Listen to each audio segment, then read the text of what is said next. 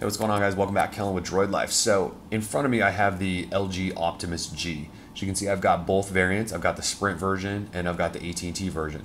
It's in San Diego CTIA this week, and LG hooked us up with both of them to do reviews on. So I just wanted to do a quick tour of them just to give you guys sort of an idea of my first impressions. I know you guys have seen tons of pictures, you've read the specs, all that good stuff, but I figured I might as well throw my opinion out there. So the biggest difference between these two, and you'll notice it probably right away, and it's on the Sprint version, 13 megapixel camera. On the AT&T version, it's an 8 megapixel camera. So that doesn't necessarily mean it's worse, it's just 8 megapixels instead of 13. So on the Sprint version, it's kind of tough to see, but there's actually a little bit of a hump there. So there's a little bit of a hump, and on the AT&T version, it's just perfectly flush with the device. So you've probably noticed already that this looks a heck of a lot like the LG Nexus pictures that we've seen, okay, with the lens stacked on top of the flash like that. So I'm really looking forward to taking a bunch of pictures and video and stuff with this AT&T LG Optimus G, because it's probably going to be the same camera that's in the Nexus. So anyway, thought that was interesting and noticed it almost right away when I pulled it out of the box. Other differences, I don't know if you can see this or not, but there is, so LG has the this new like sort of crystal etched back, and I really can't get the Galaxy Nexus to focus on that, but anyway, AT&T version has it as well. It's just, oh, there you can see it. AT&T version has it as well. It's just a little more subtle than the Sprint version.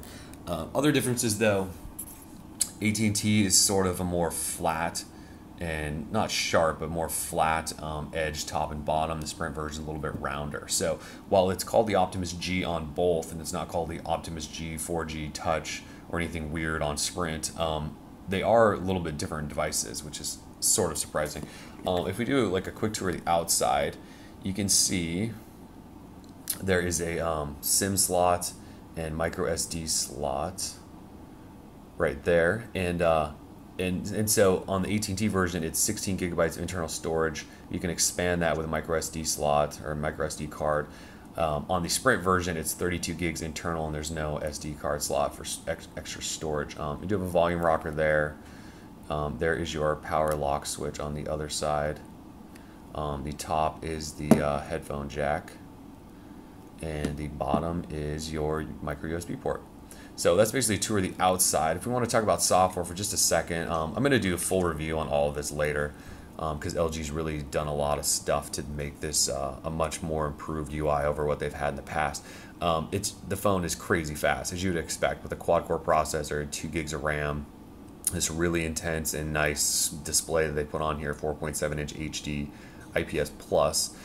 So you know, it's just crazy. Like everything just feels so buttery smooth. And not that I didn't think that it was going to be, but a lot of times we've seen skins actually bog phones down that should be the fastest phone on the planet. So I'm glad that LG, whatever they've done to this, actually made it work very nicely. So I'll talk about a lot of the stuff later. As with the Galaxy S3, LG introduced a lot of new software tweaks to make the experience much more enjoyable and more robust. So I'm probably gonna do a whole separate video on that. This is just a quick tour. LG Optimus G, Sprint, and AT&T, and we're Droid Life News.